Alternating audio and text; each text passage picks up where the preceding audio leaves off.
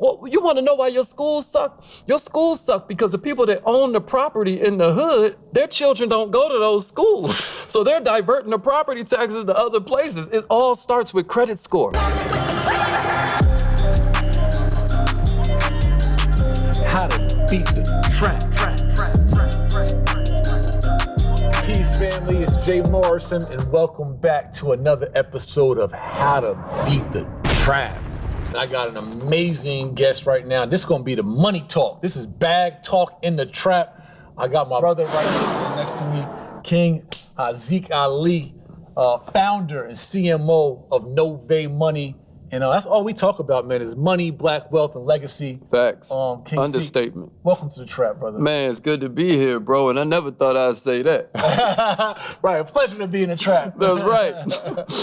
All right, so guys, as you know, the trap is defined as a program or system designed to entice or entangle us, but secretly for the benefit of another. Come on. And what we do is we bring on amazing guests, entrepreneurs, overachievers, influencers who have been able to circumvent, beat, or leverage the trap for their own benefit, right? Reverse that matrix. Yeah, man. And you're one of those guests, somebody I immediately thought of, like, I gotta have King Haziq on and get into your story. And it's really about how we are able to beat America's most infamous traps. Yeah, man. The culture trap. Yeah. The college trap. Facts. The corporate trap. Come on. And the corner trap. That's it, right? bro. So we're gonna tap into that, guys, today, and we're gonna get all the way into it. So Zeke, you know me, in business, I like to reverse engineer things. Yeah. I like to work backwards. Yeah. Especially when I'm facing the trap. I gotta back about that thing real quick. Come on. So I wanna start today with our interview with talking about who you are today, right? The CMO, the founder, the leader, right, the powerful black man, all that. I want this is your opportunity to talk your stuff, right, and tell them who you are, what you're doing, what your vision and mission is, and then we're going to reverse engineer and go back to the beginning about how you came up, how you got here. Yeah, man. Well, I refer to myself as an entrepreneurial supremacist. Like, I believe that entrepreneurs are the cream of planet Earth. I believe that, we deserve to live in luxury. I believe we deserve to have the best of everything. I think without us, civilization grinds to a halt. Like, we the ones that push mankind forward, and the same way back in the days of chattel slavery, literacy created bondage. And that's why they didn't want us to be able to read and write, because they knew illiteracy was a just straight pipeline of bondage. Well, I think today it's entrepreneur illiteracy that has us trapped. And so my whole mission, my whole stated goal, because I've never had a job. Like, all I've ever done is hustle. I've never had the safety and security of a paycheck. And so I just feel like if everybody could get this mindset in their mind where they understand that it's not nearly as hard as you've been taught to believe, then the whole world would be a better place. Because entrepreneurs are the problem solvers. We the wizards, Wow, he said, I'm stuck on entrepreneur supremacist. Yeah, straight up. Jeez. Yeah. That gotta be a title of this joint. Yeah, man. Entrepreneur supremacist. To me, that's the wave, bro. It's like we living in a whole new era. They can't just hold us back the way they used to. They used to be able to lock that information behind the doors at Harvard or at Princeton or at MIT. But now we got, everything is equal. I mean, and it still ain't equal, but they done messed around and created us into superhumans, because we done did so much for so long with so little. We now qualified to do anything with nothing. Give us that information, we out of here. Hey, man, listen, and you a prime example of that, bro. I'm so proud of you. I'm so proud of what you and your wife are doing, man, because, a lot of people, they think it's easy, and they want a Monday morning quarterback and talk about what they would have did and what they could have did. But I just love your movement, man, because you're not stopping, bro. That's a fact. And you're an inspiration to all of us. I appreciate you, King, for real. Yeah, facts. So tell them a little bit about what Novae Money is, man. It sounds swanky, swaggy, cool. What's Novae Money? Yeah, so the name is very fitting because Novae is like the plural of a nova. So it's like, a nova obviously is a superstar, where Novae is like the coming together of superstars. And then it also has a meaning that's based around new beginnings, because when we look at the fact that, financial illiteracy in the richest country in the world is just completely out of control. When we look at like what's going on with this supply chain crisis right now, who knows when you're watching this, but right now as we come to you all hell is about to break loose. Hyperinflation, store shelves are about to be empty. You talking about everything's about to skyrocket but people's paychecks. Wow. And so if there's never been a time in history where you better be an entrepreneur, man, you better start thinking about it right now. And we feel like Novae is a great place to start. So Novae is all about ownership preparation. You know, we start from the place of personal credit because an 800 credit score is worth $100,000 in investment power. A lot of people call America the land of opportunity, but they don't really understand why we call it the land of opportunity. Why are people trying to outrun trucks barefoot to get here? Why are people trying to outswim sharks? Why are they putting up fences to keep people out? Floating on rafts to get here. Listen, man, it's because this is the land of opportunity. And what is that opportunity? It's credit, bro. It's credit. Like if you're in Honduras, if you're in Guatemala and you got a good business idea, you know what you gotta do? You gotta sell something. You got to get out there and pick more crops. You got to peel more potatoes. You ain't. But in America, man, when you have that idea, if you've been playing a game raw, they will give you what you need just because of a number that's attached to your name. This is the land of opportunity. Paper money. Listen, man. A made-up score. And this is a made-up score. And this is the reason why we a laughing stock worldwide, the American Negro, because we've been socially engineered to self-destruct. I'm going to tell you why a lot of these cats, you know, our brothers from mothers of another color are so for reparations when they are. It's because they know we're financially illiterate. So if they were to give us the money, all we're gonna do is participate in this big game of who can give it back the quickest, bro. The culture trap. Culture trap, bro. Who could be the biggest consumer? Who can be the biggest consumer? It's a race to the bottom. And so we saying, nah, it's about ownership preparation. I'm gonna tell you how you stop systemic racism. I never heard this on Fox. I never heard this on CNN. I never heard this on MSNBC. But let's take police brutality, for instance. If you wanna stop police brutality, you raise the credit score of the community. Why? Because when you have good credit, you buy homes, homeowners vote, and the sheriff got to run for election. So that's where we start. We start with personal credit. The homes pay the taxes. The taxes on the homes is what pay for your local government. Come on. Your schools. Come on. And your roads. That's it. Well, you want to know why your schools suck? Your schools suck because the people that own the property in the hood, their children don't go to those schools. So they're diverting the property taxes to other places. It all starts with credit score. This is why it's so important you get serious about yours. But it don't stop there. Because the thing about personal credit is the more you use, the lower your score drop. Versus business credit, the more you use, the more they give you. So what we do is we give you these trap bars. Techniques. Listen, man, we try and say that again. Trap bar. Say that again. listen. With personal credit, the more you use, the lower your score goes. With business credit, the more you use, the more they give you. So our goal, one of our goals, is to get you to the point where you can transfer your debt from your personal credit over to your business credit. Now your personal credit score shoots up, and then your business credit skyrockets at the same time. So you can participate in the land of what?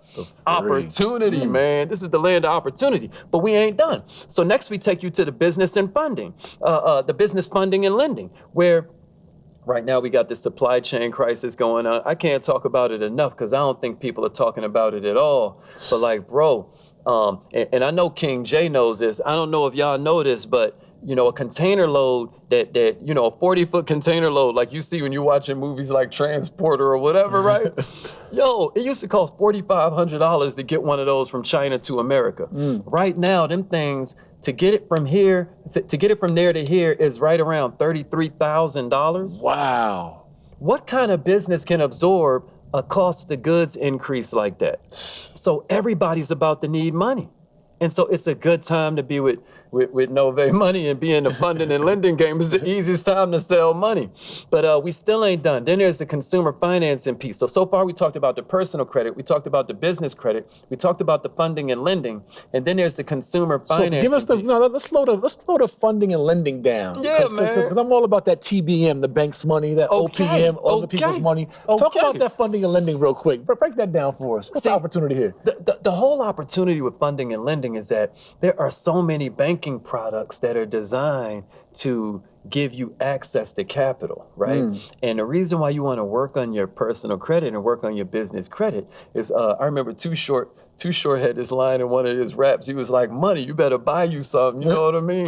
And so the whole play is that— money, you better buy you something. Money, you better buy you something. And so the whole play with money is that the higher your credit score, the cheaper you can get the money for. And so with our program, and we've linked with the Legacy Center. We have a whole partnership that we'll be telling you about. But the way our program works is we have 8 different funding categories, everything from unsecured business funding to term loans to cash advances, to invoice factoring. Yeah, man, we got all types of personal loans, debt consolidation loans, and all of that. Because one of our stated goals is to get rid of this predatory lending. Everybody always talking about ain't no money in the hood. Well, then why y'all's asses be in there? You know what I mean? Right. What we there for? Listen, why y'all there setting up y'all's corner stores and y'all's nail salons and all that? We know there's money in the hood. The problem is we're financially illiterate, so they keep on being able to take advantage of us. Well, we ending that. Our goal is to get rid of the predatory lending practices and make it so that the underbanked society starts to participate as viable members and contributing members to this thing we call the planet Earth. And so, and as you say predatory lending, what pops in my head is the word prey. Yeah. Right? But nobody can't prey on you when it comes to a loan if you're literate and know how the loan works and how the money works. And that's why I'm so proud of you, bro, because from the beginning, since you've been out here, you've been trying to teach people the laws of money and how it works, like how it operates, how you can either get leverage, because everybody talks about capitalism like it's bad. Right. Capitalism, until you show me a better system, is the greatest system on the planet. It's just that ain't nobody cracked that code. Ain't nobody cracked this capitalism code. Like, right. you know, that's why they try and get over here. But the whole play is that if you don't capitalize, you're getting capitalized on. What a lot of people don't know, King, is that capitalism is based on ignorance. That's why illiteracy was such a big part of chattel slavery. And that's why the college trap, the school trap, they don't teach us financial literacy all through school. That's it. They'll teach you trigonometry, they'll teach you photosynthesis, they'll teach you history, but never give you photosynthesis. You know what I mean, bro? But never teach you money, because if you were wise and smart on money, you'd be able to participate in the system. That's it. But the system is designed to entice and entangle us secretly for the benefit of the corporations and the corporation, America, the corporation, keeping people dumb about money. That's it. Because money and capitalism only changes hands when you know something I don't know. Like, and people think the government here to save you. I'm about to prove to you the government ain't here to save you. Like we go to the barber shop because he knows something we don't know. Correct. Right? Or the ladies go to the hair salon because the hairdresser knows something she don't know. Or we go to Walmart because Walmart knows something we don't know. In that case, they know where to get it cheaper. And the government's job ain't to come in there and be like, oh, you can't sell King J this flat screen for $3,000 when y'all only paid $30 in China. Right. You know what I mean? Y'all bought that TV for $30 and y'all selling it for $3,000. But the government don't step in and say, no, if I'm willing to pay for it, you allowed to sell it to me. That's a market. It's a free market. It's free trade. That's capitalism. And it's all based on your ignorance. Right. And so that's how you know that the best thing smoking is capitalism, because if you learn more, you earn more. There's no way around it. King, they are killing us right now on haircuts. Talk about it, bro. Haircuts done went from a dub to like, the average haircut in Atlanta is like $45. Bro, if you go to the barber. Bro, if you know that fool, you know what I mean? If you know him, you know what I mean? They charging you $50. I followed my man, bro, the 3 different barbershops. Every shop he was going up again. I'm like, man, this is crazy. But I'm gonna tell you what they did, bro. They was celebrating when all this free money hit the economy. They was loving it because they're financially illiterate. They don't understand it. Money is just like anything else. The more of it there is, the lower the value. You know what I mean? I remember I used to love like them Klondike bars and whatnot. And then I bought and now I can't stand the joints because it's like the more of something you have, the less value it has. You appreciate it less. You appreciate it less. That's what's going on with the dollar. They are flooding the economy with so much money. And y'all are just loving it. Y'all are like, oh my God, give us more, give us more. Man, you think they ain't thought of that? All they gonna do is raise the prices to get that back. But we celebrating all the way to destruction, man. It's crazy. Celebrate with more consumerism. Celebrating more consumerism, bro. Slaves to consumerism. Well, to your point, I brought the barber because it's like, the barber has a skill and knows something I don't know. Yeah. I can go get a different barber. Yeah. I can go to Walmart and get clippers myself for less than $40 and do my shape up and cut my own hair. It ain't gonna be this. Nope. And because he has that skill, and because I'm desperate for that skill of what he knows, I'm willing to pay these inflated prices, and that's capitalism. Man. He got me where he want me. And then it's hard to find a good barber, bro, even in Atlanta. So you get that pushback. You know what I'm saying? Be 40 years old with that pushback. You know that's what I mean? it, bro. Listen, now we look pay at, cheaper. I ain't gonna name no names, but yeah, cats be having a pushback, bro. So it's like, nah, man, it's a beautiful thing once you decide to use the system and not get used by it. All right, use the matrix, use the trap. Use the matrix. So what else Novae got for us? You said the funding and financing. Yeah, so far we talked about the personal credit, we talked about the business credit, we talked about the funding and lending, and then there's the consumer financing. Okay. You know, this is to me one of my favorite pieces about it because of the fact that with the consumer financing, what you're talking about is being able to lower the barrier to entry to this information. You know, now we're in a time where we don't want to go to college and learn 2x equals 6. You know, what is x? X is who give a damn, because I can't even buy a sandwich with that, right? We don't want to learn from a business teacher where we raise our hand and say, you know, excuse me, you know, what kind of business do you have? And now he fail you because he think you being a smart ass. But it's like, nah, you teaching the business class. I just want to know what kind of business you have. Right. No, you a middle class.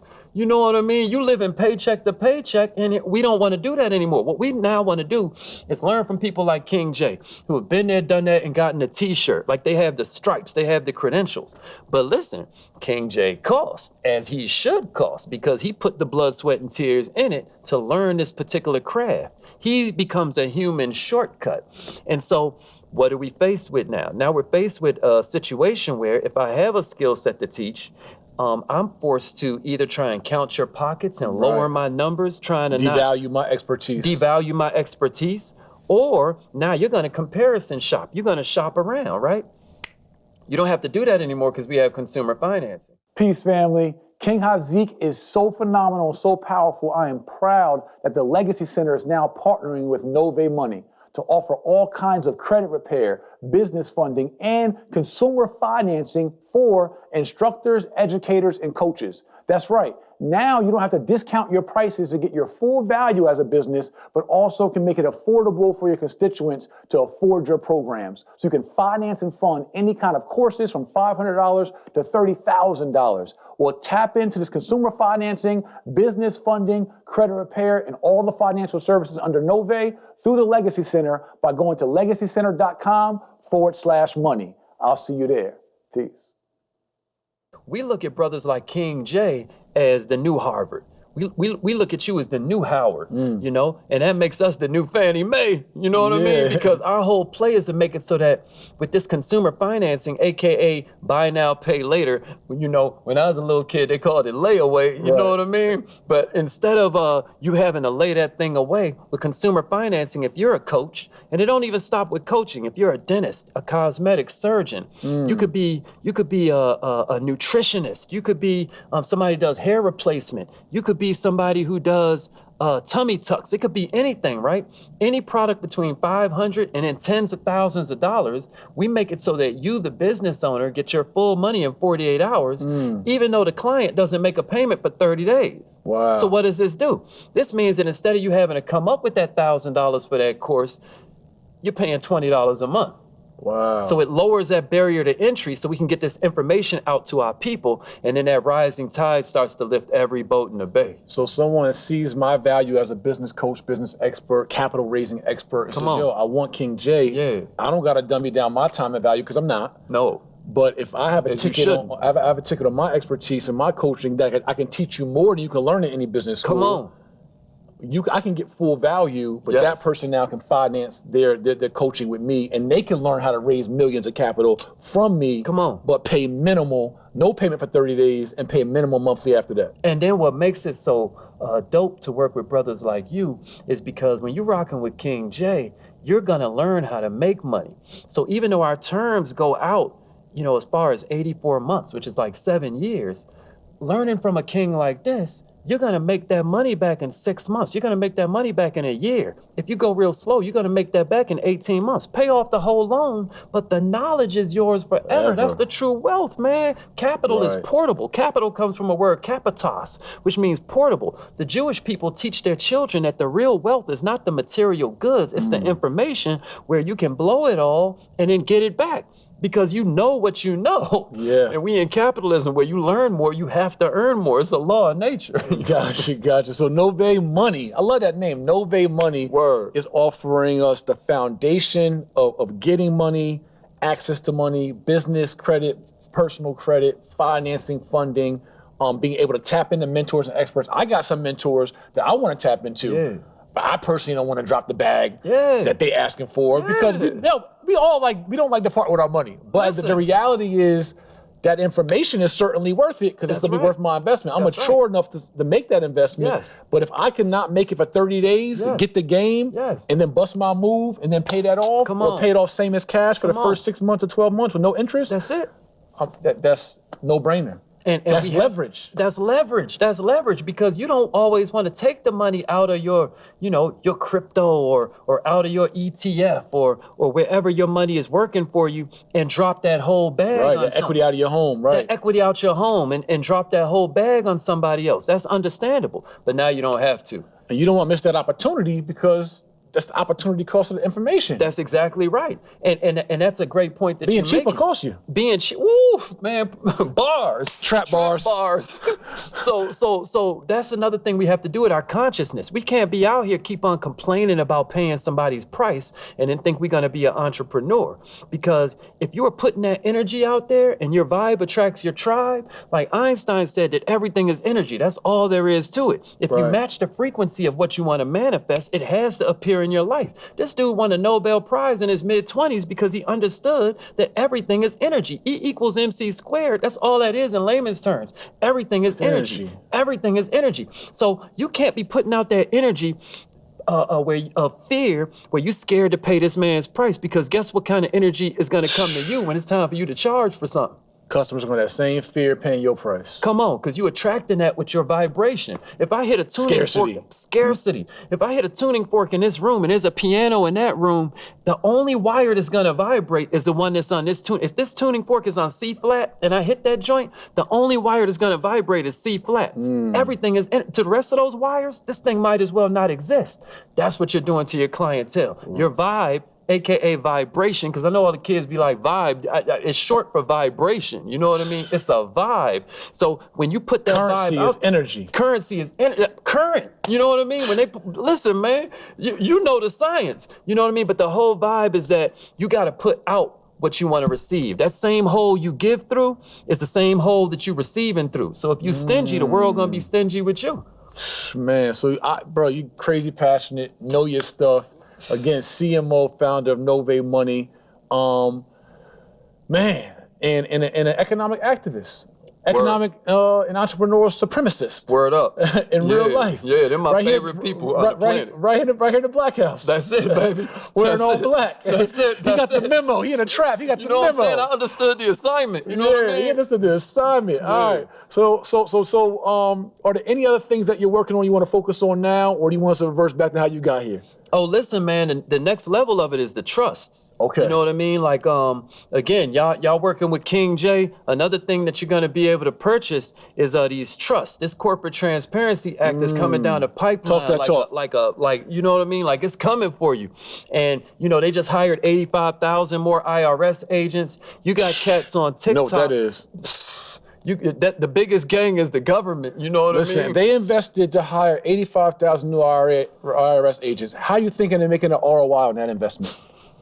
If the average IRS agent makes 70 grand, 100 grand a year, do 100 grand times 85,000. How they making that back, family? You tell me. They got this cat on TikTok talking about he makes $60,000 a month from turning in strippers to the IRS. You heard about this? Nah. Yeah, King. So you know, if you turn somebody into the Yo, they about to put informants out here in these entrepreneur streets. Bro, if you turn somebody into the IRS, they give you 30% of the bill. You know what I mean? So he's turning into strippers from like OnlyFans, or he goes out to the club, see who get money, turns them in, and then gets that bag. So what I'm saying is, it's a whole nother world out here. And what the corporate transparency... tax snitches out here. Tax snitches now. We ain't have enough to deal with in the trap, bro. So the whole play with this Corporate Transparency Act is that they are lowering the threshold for what banks have to report. So you know, it used to be transactions over $10,000, right? But they're lowering that joint to $600, and you got people trying to. Yes, bro. The banks got to report over $600, bro. So they're going in your PayPal. I was a $9,999 man. What's going on, bro? They're going in your Venmo, your PayPal, your Cash App. They're like pulling the sheets back and trying to like just really get in everybody's business. Your only protection is a trust. You know, so we're working with the same team that sold Kamala Harris her trust, you know, and, you know, we're talking about family trusts, business trust, charitable foundation trust, because you want to own nothing, control everything. You know, a lot of my brothers and sisters out here in Atlanta, they are cash rich, but they are still financially illiterate. They found a skill no different from how a brother or sister will be good at boxing or be good at basketball, or be good at making songs. They found a skill, but they still don't understand how money works. And so this whole game of the trust is where you're all of a sudden able to defer your taxes because you don't own it. All you should be collecting is enough to pay for the 3 F's, which is food, fashion, and fun. Other than that, you need to be able to apply for benefits. You need to qualify for EBT. You know what I mean? You should be getting paid from the trust, and you're just a beneficiary of the trust. And so we're going to be offering that as well. To put that trust game is serious. Listen, own nothing, control everything. It's the same way this corporation called America works, man. That's it. I used to preach and teach ownership heavy, and we still do to a degree. There are strategies in which ownership obviously comes in handy. Sure. But controllership is the new ownership, family. Trap bars. Controllership is the new ownership. That's it. And the whole idea of the trust is that, you still are able to have use of it. You're still able to live a wonderful life, but you just don't want them people in your business. You don't want them to be able to, go look you up, go to a notary, put their name on your house, sell it, you're getting evicted. You don't even know what happened. You know what I mean? It's like, no, you need some privacy. Yeah. The difference between the Vanderbilts, bro, and the Rockefellers is the trust. Wow. The reason you never hear of a Vanderbilt running for Congress, and you never hear, how? When this dude was the richest man in the world, like at the age of 16, Cornelius Vanderbilt had his own ship. He started a whole shipping fleet, right? Why don't you hear their name anymore? Because trust. Why do you still hear the Rockefellers? You still got cats named John and Nelson Rockefeller in Congress right now.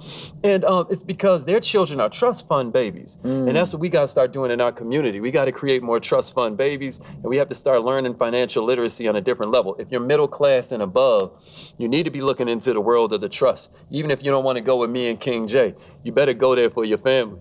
That's a fact, man. Listen, we got something amazing for you. So, all right, so can you amass all this knowledge, all this passion, an amazing company, and it's a fintech company, right? Word. Like, how would you describe the company? Yeah, that's us. We're a fintech-based financial services company for consumers and small businesses. Wow. Yeah, and small business is defined by the SBA as any business with less than 500 employees.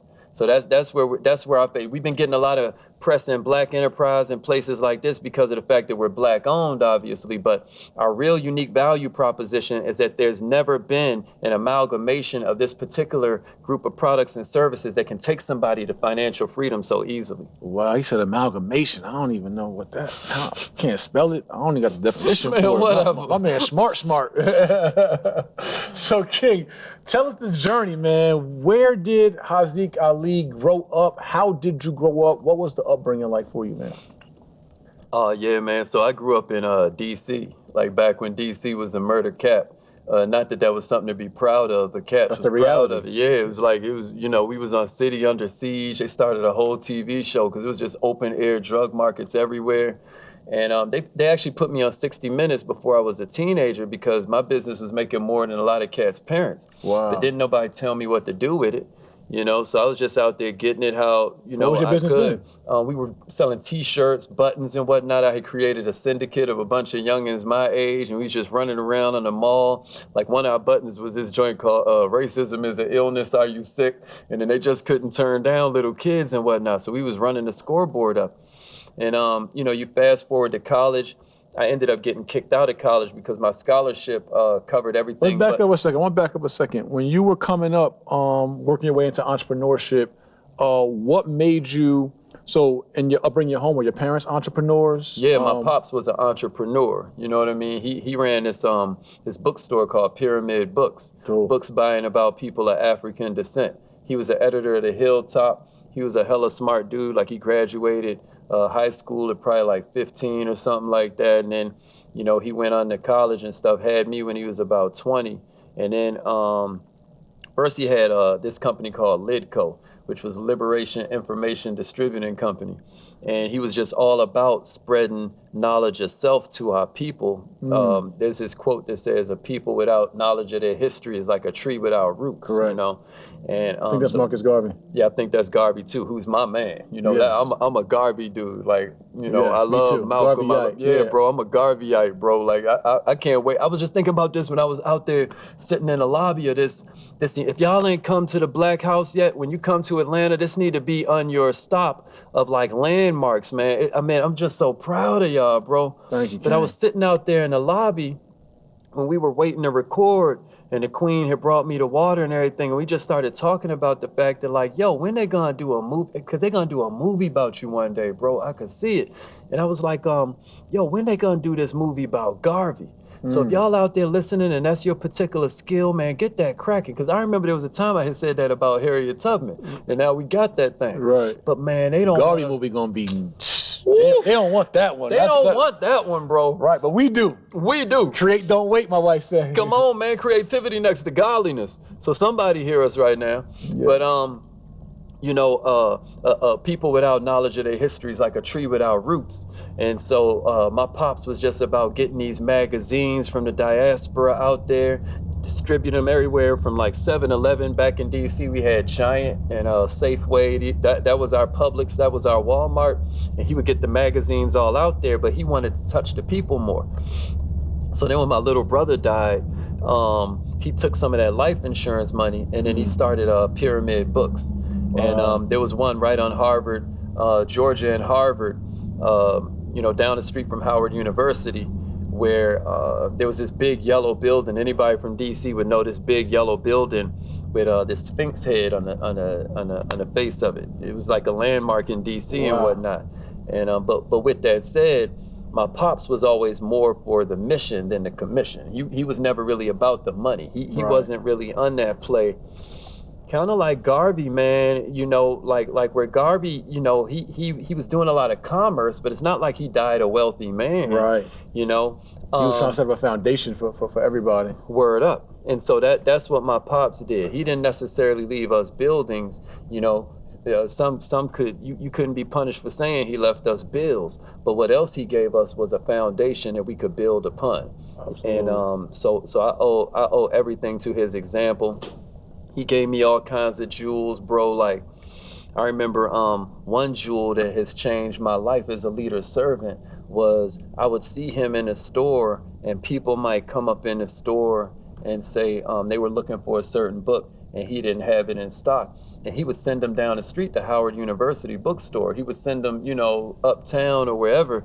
And I would be like, well, why would you do that? And then he taught me that, well, hey, if I don't have it, but yet I become the trusted source when they're looking for it, then they're gonna come back anyway. And so that kind of thinking has changed my life. Abundance mindset as well. Yeah, abundance mindset. And a service mindset. I want to make sure you as a customer is happy, even if I can't serve you. Personally. I'm not going to hoard the information. I'm not going to redirect. I'm not going to. Word up, bro. And that's why you resonated with me so strong, you know, when you would be out there on the street corners just teaching the lessons. Because, you know, obviously you're out there doing it for free. I do something similar every morning. Like I do this show called Good Morning Millionaire because, you know, not only do I give them the mindset and the heart set and the skill set, I've been doing it every morning, for the past probably like 6-7 years. Wow. From all over the world. Like if I'm in Costa Rica, if I'm in London, wherever I am, I'm still doing the show. They know they can count on it because that was my promise to God when I found myself homeless. I was like, yo, if you'll just bless me to be a blessing, then I'm gonna turn up. But that's why I love your movement so much, bro, because you didn't have to be out there teaching for free, but you did it because it was on your heart. And if our people thought like that more, bro, then we would be in a whole different position, bro. Right, it's over. Yeah, I want to tap into something real quick. Maybe a sensitive subject. You mentioned your brother passed. Yeah. And I want to ask you how he passed. Yeah. And you also mentioned he had life insurance. Yeah. On him. Yeah. As a child, I assume. Yeah. Well, what happened was the babysitter had insurance, and that's how because I don't believe that. It wasn't a life insurance type thing. Like my family, we grew up Muslim. And I still love the teachings, et cetera, so forth. I can't sit here and say that I'm devout 5 times a day praying, et cetera, so forth. But I'm a seeker of truth.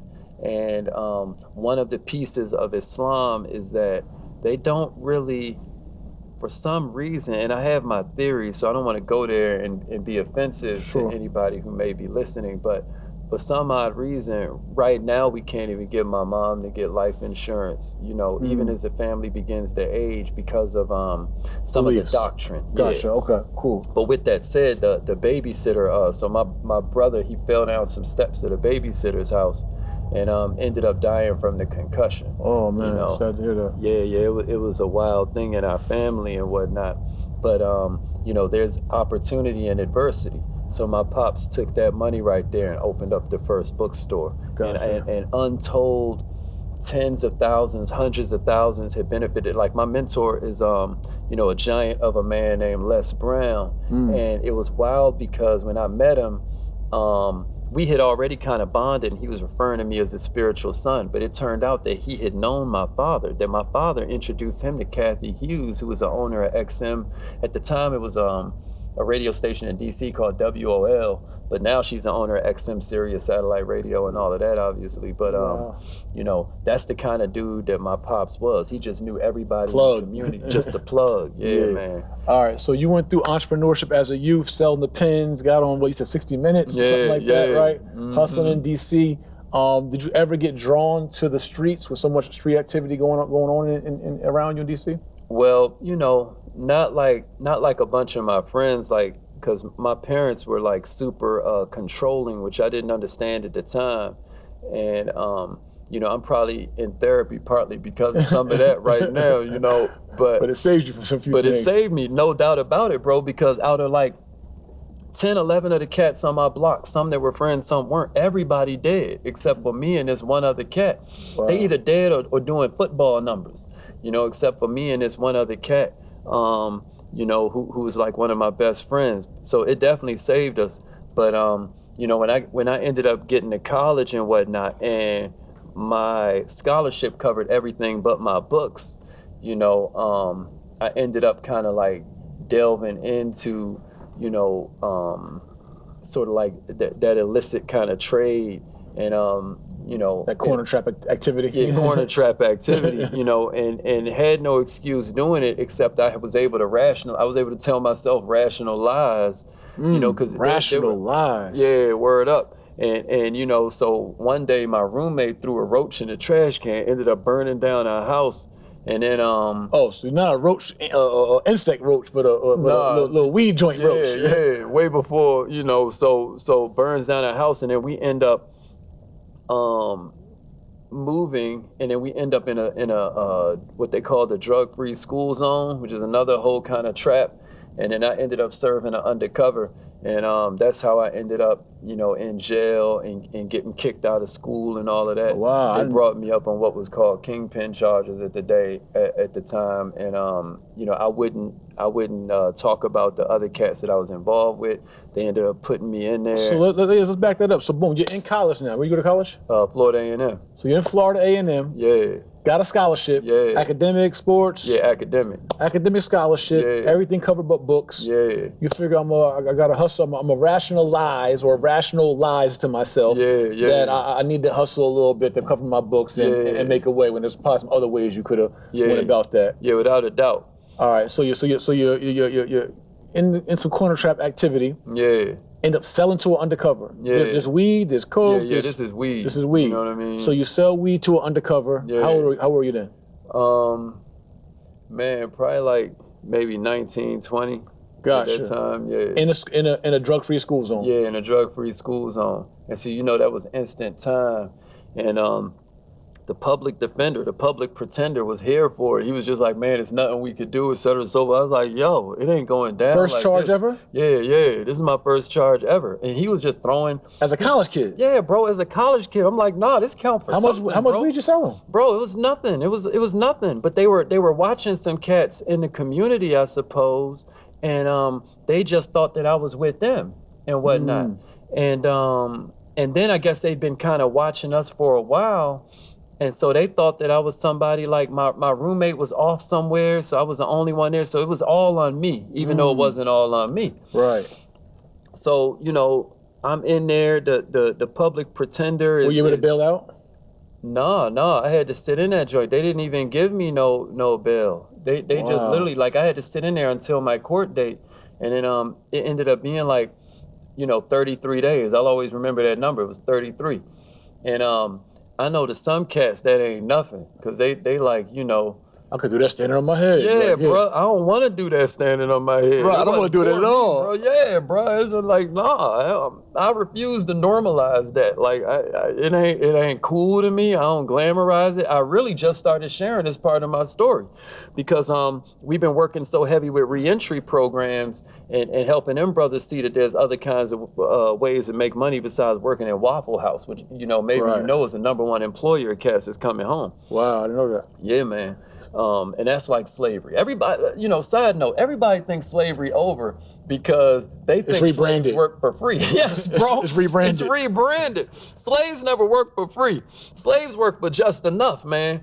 And so what, they would just enough food, just enough clothing, just enough shelter to make it back to work. Some people call a job today the plantation. You know what I mean? And then so what you do, just enough to keep from getting fired, and then they pay you just enough to keep you from quitting. And the good news for you out there in capitalism is that your whole goal should be to stand out. You done sold your skills to that manager. You done sold your skills to the boss of that company. Stand out. Go the extra mile. It's never crowded at the top. But we don't get it. We all just in this just enough culture of mediocrity. And then you wonder why cats is living hand to mouth. Why you running around on bald tires, risking your life when it rain outside. You killing yourself slow because you won't be extraordinary. But anyway. Culture trap. Culture trap, bro. Culture trap. Just get by. Just get by, bro. Everybody you think you're else beating the system? I'm just getting by. Yeah. I'm texting on the side and work. Yeah. I ain't really doing my job in excellence. I think I'm getting over on my boss because I'm doing this. Yes, you're getting over on yourself. Right now, we putting out all these ads looking for employees, but everybody wants to live off unemployment. They don't know what they're doing to themselves in terms of the skills that they're lacking. You could be compounding. Like if a penny doubles 31 days straight, that's $10.7 million. Like Einstein called that the eighth wonder of the world. Yeah, that's compounding, bro. If a penny doubles 1 penny, 2 pennies, 4 pennies, 8 pennies, 31 days later, you got $10.7 million. Like, I gotta do that math. That just sounds ridiculous. I heard something like that before. But tell them to go Google it. Go pull it up on YouTube or whatever. But what you're doing when you're settling for unemployment and they think they're getting over, it's like you're killing yourself, because there's a whole new group of young lions that's going to eat your lunch while you out there chilling and think you're getting over. You're not building a network. You're not building skills. You're not motivating yourself. Come on. You're not giving yourself an opportunity to progress. You sitting in the house, you busting little local moves off unemployment or some other kind of government check. Word you up. could have actually been progressing, building, compounding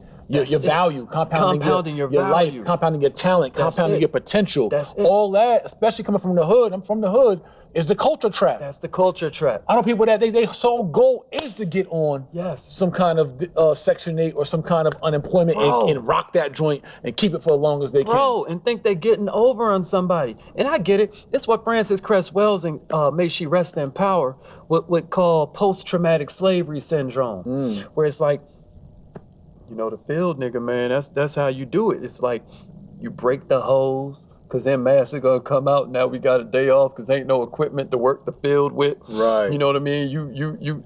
I get it. It's like, you know, Bud's Master getting over on us. I'm gonna get over on Master. I'm gonna get over on Master. Yeah. But this is a whole new day. You only a slave if you a slave in your mind these days. And so that's why we so big on mindset. Like in my morning training calls, we call it millionaire minded or good morning millionaire. Because what I try to get cats to see is that this society, this culture traps you into looking at your environment, letting it infect your thoughts, and then that becomes your spirit. And what we say is you gotta flip it around. You gotta start from the spirit like I'm a king, like I'm a little baby God, like I was created by the creator to be creative, right?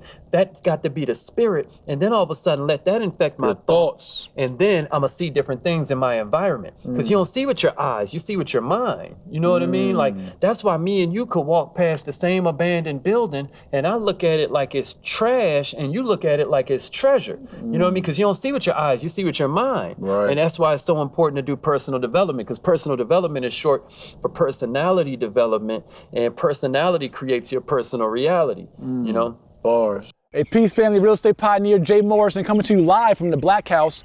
Why haven't you got your first of its kind video textbook, interactive video textbook experience, the 12-step real estate crash course?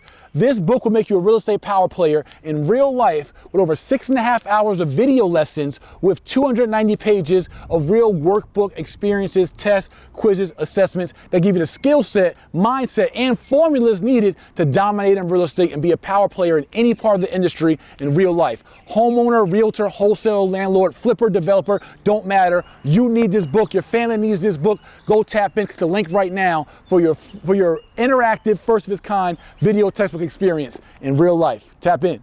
So, okay, you're going through college, you catch this charge, you lose your scholarship. Word. You're kicked out of college at this point? Yeah, I'm kicked out. But first, you know, after the public pretender was like playing these games, I addressed the judge myself. Because I knew that like what I had to do was like make myself stand out. I couldn't be like ordinary. I had to put a little extra with it. I had to be extraordinary. I had to make sure that so I got certain people to write me letters and whatnot. And then I presented to them and I let them know that like, hey, listen, you're not gonna have to worry about me no more. Like this ain't the place for me, right? Et cetera, so forth. And you can feel it in my soul. I'm saying listen, you can feel it in my soul. I want you to see it in my eyes, hear it in my tone of voice. Like no, this ain't about to be my story. And then I went back to the college and so the judge let you out? Yeah, so probation the judge, yeah, had hella probation and stuff like that, but let me out. So that was good with me. And then I went back to the college and may he rest in power, Dr. Frederick Humphreys let me back in and was gonna reinstate my scholarship and everything, but the secretary like hated on me. Like, I don't know what she had against me, bro. To this day, I don't understand it. But now I see it. Like Steve Jobs got this quote where he's like, you can only connect the dots looking backwards. You know, but you can't see them going forward. That's why you just gotta trust that the dots are gonna connect. The way I say it, even the bad dots, even the bad dots, bro.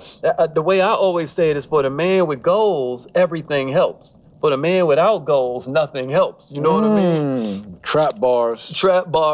So I talked to so boom, no more college because Shawty hated on me, and I didn't see where my life was. I didn't get what it was. Now I see it so clear that like all of this was for a thing, because you know, who knows where my life would have headed had I gone with the degree, where if had I gone with, I'd probably the secretary said, all right, I ain't hating, come on in. Now you're a college kid and you could have been doing caught in the corporate trap or the college trap. Bro, what you mean? That's where I was headed. I was in SBI. I had won the freshman oratorical contest. Like Tom Joyner's son was in there with me. You know what I mean? You know, Oscar, what up if you watching? You know what I mean? There was other big dogs in there. I destroyed everybody in that joint. Like I always had like sort of a gift of communication and making things that were maybe kind of complex seem kind of simple. And so, you know, long story short, so I get kicked out of that. And then, you know, so now I'm hustling in the music game.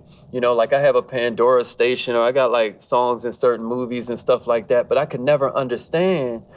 Matter of fact, I was funding, doing a big part of funding for one of my homies, you know, music career, where we had the first independent artists on MTV Jams and all that. So just always hustling. I just never had a job. I was just always trying to get it out here.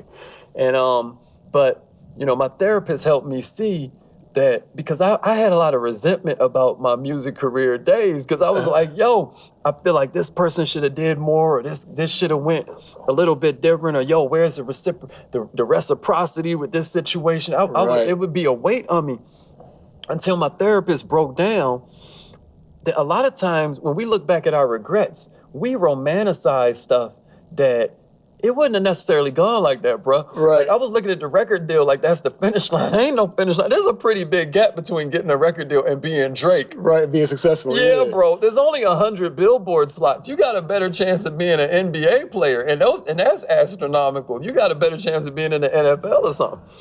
You know how many studios is in Atlanta? And all these cats is battling for the same 100 Billboard slots. Anyway, but so playing in the music game, now I find myself married, you know, with children and everything.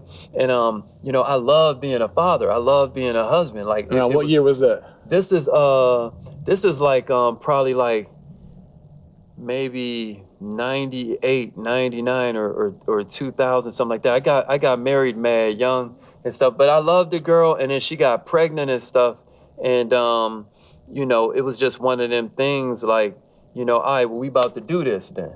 And, but you know, you're still chasing a music game. You're not really self-actualized. I was probably like, now, you know, again, I can't shout out therapy enough, you know, because I think that needs to be the mental health is, bro. Mental health the wave. Yeah, bro, we be getting a tune up for our car, but we don't even be tuning our brain up. But at any rate, you know, I can recognize now that I must have been a handful. So I'm not blaming her and I'm not disrespecting her, but she ended up stepping out on me with like a dude that I considered my friend and whatnot.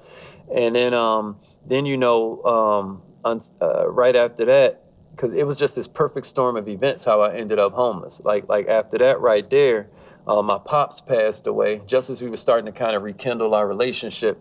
Because I had left home and never looked back. Like I kind of like did not necessarily enjoy my childhood, you know, and so I'd go back to DC and not even holler at them because I'd be all smoking my weed or doing whatever, just trying to get to it in whatever way I saw fit at the time. And then after all, I'd been kicked out of school. I was already like probably like, you know, kind of like a rebel and all this. So now it's like, I don't want to hear nobody's speeches. I'm not about to come work in the bookstore. Like, I love you, Pops, but it's like, nah, I'm not about to do that, you know? And we were just now getting to the point where we were starting to like get our bond back together and all of that. And then, you know, then he passed away. And then at this point I had like a bunch of stores like in the different malls in Atlanta. I had like a bunch of kiosks and stuff. And this is like around the time of the DJ drama stuff. And I hired this staff member, and he sold some bootleg album. I think he sold like a bootleg T.I. CD to like some Undercover. And bro, they did a synchronized raid, shut all my stores down. Wow. Your stores were music stores? Yeah, all my music and media stores just shut all them joints down. I came in with the letters on their jacket and everything. And that, you know, and it was like you know, like the winter season. And your kids don't want to hear no shit about Kwanzaa and all that. So it just ruined my life, bro. It was just like horrible. Wow. Then I moved in. Pops passed away at that time too. So rest in power. All of this, rest in power. All of this happened in like the same kind of like 12 to 18 month period. And so I was in a really dark place at that point. Like, I had moved in with one of my homies who was breaking up with his wife, but then he got back together with his wife, and his frat brother moved in. And you know, I always say he was a terrorist. Like I used to call him Osama bin drinking, you know what I mean? And he'd just be like, you know, we had no window panes in the house. And he'd be running the AC and all of that. Like it's like, bruh. And then he always be hating on my, like, why don't you get a job? I'm like, why don't you help pay some bills, bro? Right. And I remember one day, you know, because I don't eat a lot, but when I eat, I try to eat good. I had brought this good meal home from some restaurant or something, and then I got back, he had ate my food. Like somebody was going to die, bro. So at that point, I just moved out of that joint, and then I was just sleeping in my car and all of that, and just grinding, like still just trying to put something together. I ended up opening up a store on Campbellton Road. Anybody from Atlanta knows Campbellton Road, and I was sleeping in the back of that joint, and just trying to get on my feet and whatnot. And, you know, at that point, you know, I expanded from there. I opened up another cart in one of the malls. Me and David Shands had stores like down the hall from each other. And one of my employees, she goes to this meeting where there was cats in suits and all of that. And now she's like a big time model and whatnot, like on Instagram and whatnot, like her name's Salam and all of that. And I always shout her out because without her going to this meeting, like who knows, it's just wild how God works. Like everything be having a, so, and I was like, where's she going? So then I go up in a meeting and whatnot, because I always used to watch my employees' Instagrams because they be lying, bro. Like, you know, the mall be finding you when you open up late, and they'll tell you they sick, and really they was turning up in the club or something. Right. So at any rate, you know, I go to the meeting, and this one cat is in there, and he's probably like, you know, whatever, late 20s, and he was at like $36,000 a month, something like that. And then his little homie was like 19 at like $19,000 a month. Like I was just like, yo, this is crazy. It turns out that this was a world of home-based businesses. After I did a little research, I found out that Garvey had the first network marketing company. Like it was called the UNIA, the Universal Negro Improvement Association. Right. And Garvey, like in 6 years, had 2 million members, like with no Facebook, no Twitter, no TikTok. You know what I mean? He was just out there grinding and infecting other people with the spirit that he had for our liberation. And so when that company ended up crashing, me and a bunch of the homies decided to put together this thing called Novae. And the difference between me and them, which I see so clearly now, when you talk about connecting them dots from the past, what I see so clearly now is that all of this stuff kind of played into it because they started falling off little by little. You got cats that's like 22 that was making like $50,000 a month and all of that. Cats was like, so they're like, this ain't enough money for me. Then this one would fall off. Then this one would fall off. Then this one would quit. Then this one would fall off. And then before you know it, bro, you know, we're congealing the model, getting it better and better, getting it more and more airtight until a couple, you know, probably like now, maybe 2 years ago, maybe a year and a half ago, the last cat ended up leaving us. And some would say betraying us. This is in Novae? Yeah, this is in Novae because we started with like a dozen founding members, bro. Wow. But they were used to making big money, and I was used to living off 12 cents a day. Like, remember them African kid commercials where it was like the fly eating his eyeball and he too tired to blink? And you're like, 12 cents a day? How somebody gonna live off 12 cents a day, bro? I was sleeping, bro. I was down bad, bro. So it's like I was making it work.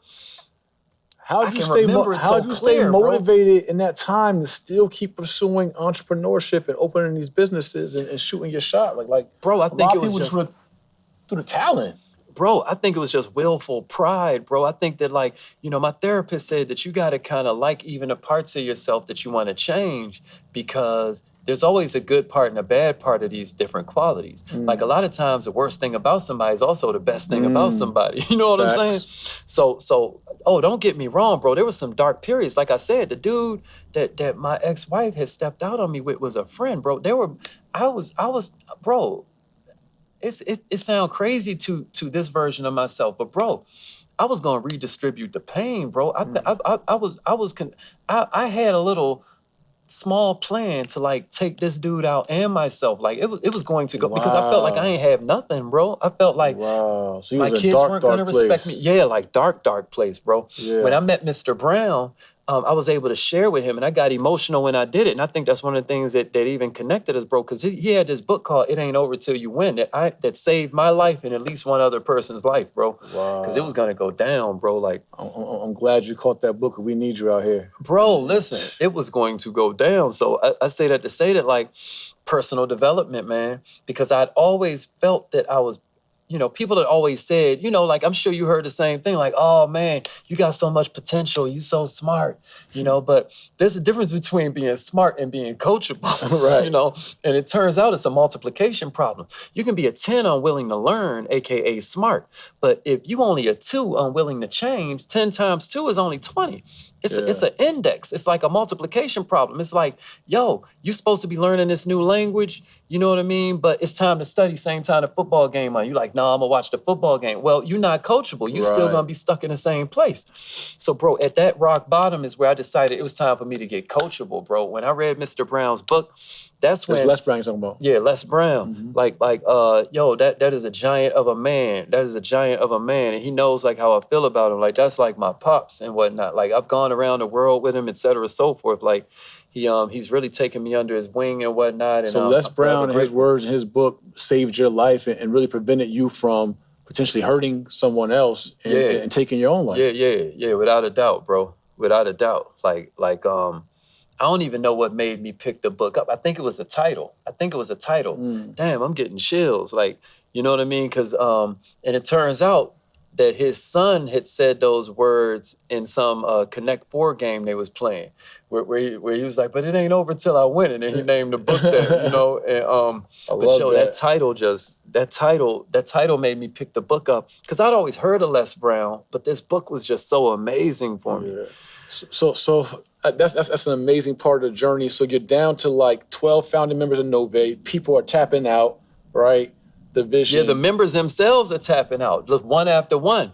And many of them have gone on to do great things, et cetera, so forth. It's just whatever's for you is for you. Right. And this wasn't for cats. You know what I mean? Clearly. And then a couple years ago, maybe a year and a half ago, the final cat left who was in a CMO position. And certain people will use the word like betrayal and all of that. But one thing, one of the greatest books about entrepreneurship ever written teaches us through the story of Jesus and his disciples, right, is that Judas is the only cat that committed suicide. Like cats can't really betray you. They can really just betray themselves is what that teaches us. So, God bless everybody. But the whole point is that when I took over as CMO, in my first year as CMO, we were blessed to make the Inc. 5000 list of fastest growing companies in America. Wow, there we go. We'll give it up for that in the trap. All right. So my brother Haziq Ali here, Novae Money, guys. So we're going to do what we call, King Ali, a trap, Haziq, a trap translation, right? Yeah. And, really trap analysis. And so how I look at it is like you were able to,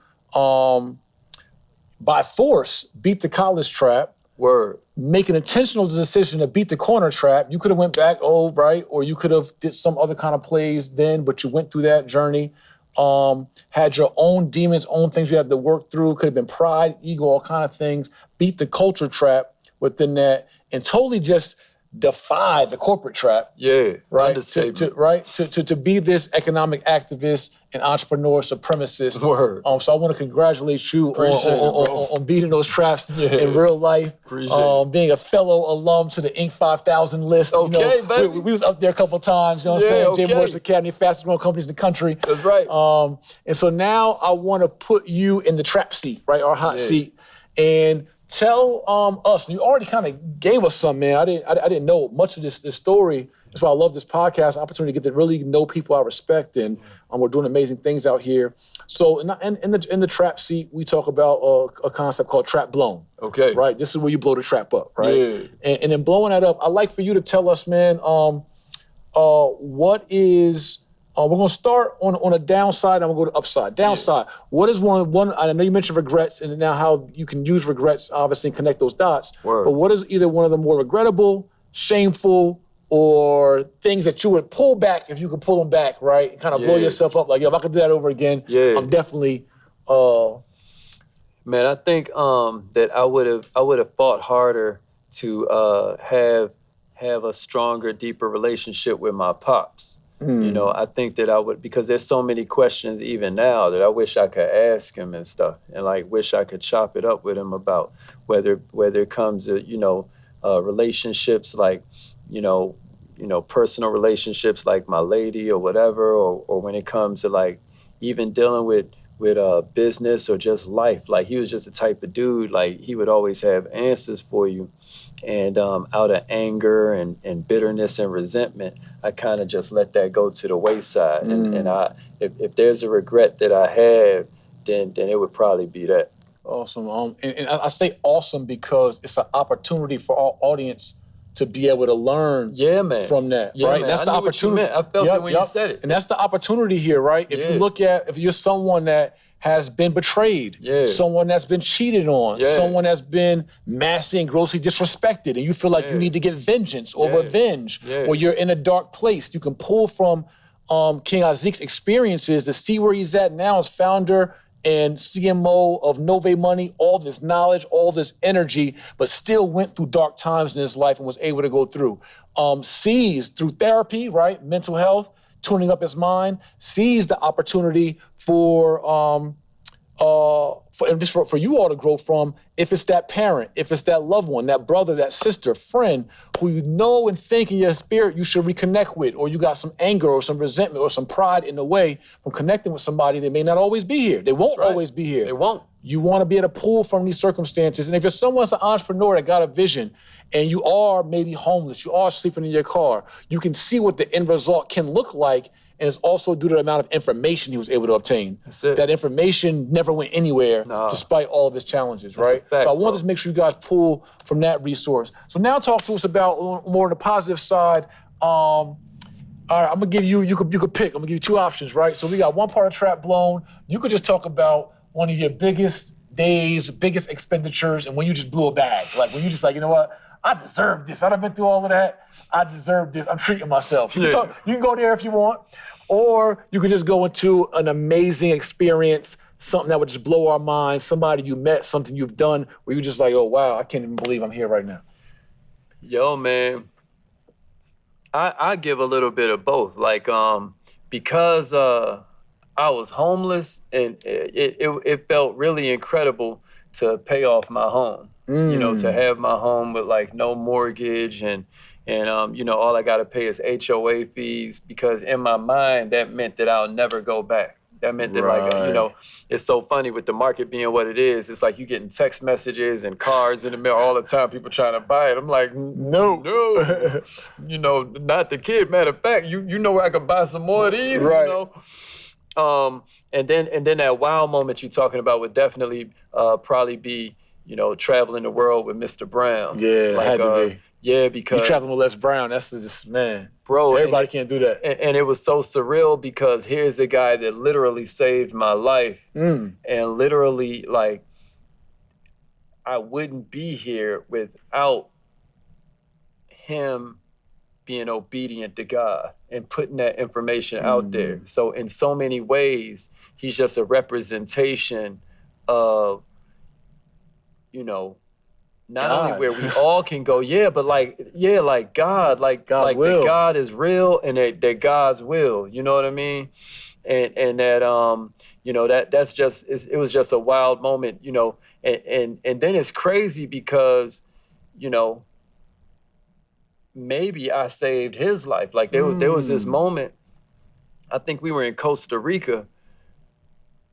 Yeah, I think we were in Costa Rica and you know, he had this episode where he, I hope I'm not being disrespectful sharing it even, but he had this episode where he was choking on something, and if I wasn't there, who knows how that would have went down. You know what I mean? Because, well, it's just a long story, but it's just wild how God works. And you were in his life for a reason. Yeah. Back in his life. Facts. Yeah, yo, the dots, man, the universe, it just has, it knows what it's doing. He knows what he's doing. She knows what she's doing. That's Mother Earth, universe, Almighty God, and Most High, however you want to look at him, her, it, or, hey, it's out here and it's real. That's it. Absolutely. All right, Trap blown. My brother got to tour the world with Les Brown, the Les Brown, who saved his life from his darkest days of literally thinking about giving up his only life. Yeah. Right? Yeah, facts. And there's people that's going through that out there in the world. I've been through that. Yeah. I've been through that. I've been homeless before. Like people don't know. Like I've literally had to like live in shelters or face living in shelters. Wow, bro. Like no home, right? I never knew that. Yes. So it's amazing how many millionaires been through that, bro. Like so if you out there and you down bad, you just might be the next millionaire. You know what I mean? Like you just have no idea how these dots is gonna connect. Bro, I never knew that about you. That's crazy, bro. Multiple times, man. Multiple times. Yeah, I faced that. Faced that as a teenager, homeless out on the streets, living from friend to friend house. Faced that coming home from prison. I ain't have no address. Had to go to a shelter. I'm like, nah, I ain't sleeping in that shelter. Like, nah. I just roam the streets in New York all night. Yeah. I just walk the streets all night. Yeah, bro. And faced that even as an adult later on. All right, guys. So Haziq Ali, Trap blown for us. King Haziq, Trap cheat sheet. Yeah. All right? Yeah. If you could speak to the spirit just told me, man, really your younger self, particularly yourself who was in the darkest spots of your life. Yeah. Or someone that's going through the darkest times of their life. Yeah. What is some advice that you could give them right now, a trap cheat sheet to beat the darkness trap? Yeah. I mean, and I know I've said this in like a couple of different ways, right? But the clearest, most succinct way I can put it is that it's almost like a warning, because at the end of the day, God going to use you. He either going to use you as an example or a warning, right? And the clearest way I can put it is that either your mind has to expand to match your goals, or your goals is going to start to shrink to match your mind. Trap bars. Yeah. So your mind is going to have to grow. You're going to have to get up out of that to get to somewhere bigger, or you're going to just shrivel up and all your world just going to come down. Before you know it, you trading in your happy life for happy hour. You know what I mean? More trap bars. Listen, family, we all been through dark times. I've been through depression in real life, like literally grown man crying deep down dark, in foreclosure, blew millions, beating myself up. How stupid are you? Like, I really couldn't believe it. I literally could not believe it. I thought I was like the biggest idiot in the world. Like, how you up like 3 M's and you just run through it? Yeah, bro. To the fact you borrowed money from your mom as a grown man. Yeah, bro. With kids. That's you know what crazy. I mean? And we all go through things, but again, I didn't allow, for a minute I did, but I was able to allow my mind to grow again. Yeah, bro. And to go meet major goals. And I wanted to compliment you on your journey, man, of doing that. I didn't even know all this about you. Appreciate it. My brother beat the culture trap, the corporate trap, college trap. And guys, you could tap into this Novae Money that he talked about in the beginning. We got a partnership going on with the Legacy Center. You'll see a commercial in this video most likely, but also I want to tell you, go to legacycenter.com/money. Simple as that. We just talking about bag talk. And that's for you to get, one, start your own credit repair agency. That's right. Start your own business funding agency. That's right. Directly just get credit repair for yourself if that's all you want to do. That's it. Directly get business funding for yourself if that's all you want to do. Get consumer financing. If you're a coach, an instructor, a teacher, and you want to put a real price on your course from $500 up to tens of thousands, financing for your programs, for your courses, for your coaching. You ain't got to dumb your prices down. No. Allow the consumer to get consumer financing right through a Black-owned financing agency and a partnership here at the Black House. And on top of that, what we said we're going to do for everyone that goes to legacycenter.com/money for the Novae partnership, whether you want to create your own franchise or you want to just get any of the services for funding. If you're a coach that wants to get services for your programs and your courses right now through a Black-owned agency, we know there's others out there, but through a Black-owned agency, I'm also going to throw in my 26-lesson, 13-hour-long business mastery program, where I'm going to teach you the ins and outs of building up your business, difference between LLC, S Corp, C Corp, how to create your corporate veil, how to hire your team, how to fire your team, how to create automation, sales, digital marketing, lead, funnels, exit your business, value your business. All that over 13 hours just for any of the programs you sign up through the legacycenter.com/money Novae partnership. Fire, bro. This is, my brother came on, the first thing he said is, I am a entrepreneur. What'd you say? Entrepreneur supremacist. He's an entrepreneur supremacist, and me too. Yeah. We want y'all to win. We want y'all to be business owners out here and create your own lane. And the money is cheap right now. Tap into this credit game, man. There's over $230 trillion of credit in the world. Preach. Only $50 trillion of cash, coins, and currency. So we want you guys to tap into this opportunity, legacycenter.com/store/money. And brother, I appreciate you. Please tell everybody where they can find you, be inspired by you, get those morning millionaire talks and all that. Yeah, right on. So my Instagram is No Money Down King. You know, if you want to holler at us on YouTube, go to Millionaire Minded TV, and that's how you can tap in with the morning trainings. Subscribe to the YouTube channel. Every single morning we there giving you either mindset, skill set, or heart set to help you go further, faster, with less effort. You know. That's right, and he's teaching it from his real life experiences. So family, another one for the books. You gotta be empowered and inspired by this. And now we got practical action steps and tools you can use to grow your credit, grow your business credit, also grow a business within this enterprise. Make sure you subscribe to the podcast, share this podcast, and most importantly, come back to the podcast for our next episode. But we just did it again, another episode down of how to beat the trap in real life. Real life. Hey, Peace family, it's Jay Morrison, co-founder of the Legacy Center here in Atlanta, Georgia. And I want to invite you all to be a virtual member of our building, our Class A office space, also known as the Black House. From anywhere in the world, you can house your business here in Atlanta, Georgia, and have your virtual address be our address. Get your own suite number. You also can get our virtual notary services, our virtual receptionist services, have a telephone line for your team, and get access to our meeting rooms, conference rooms, and get 1 day per month to actually visit our building and house your business here in real life. Family, this opportunity is just $40 per month or $300 for the year. Super discount for you to be able to have a Class A office space, house your business address 2 miles from Tyler Perry's studio, 5 minutes from the world's busiest airport, right here in amazing Atlanta, Georgia, at legacycenter.com.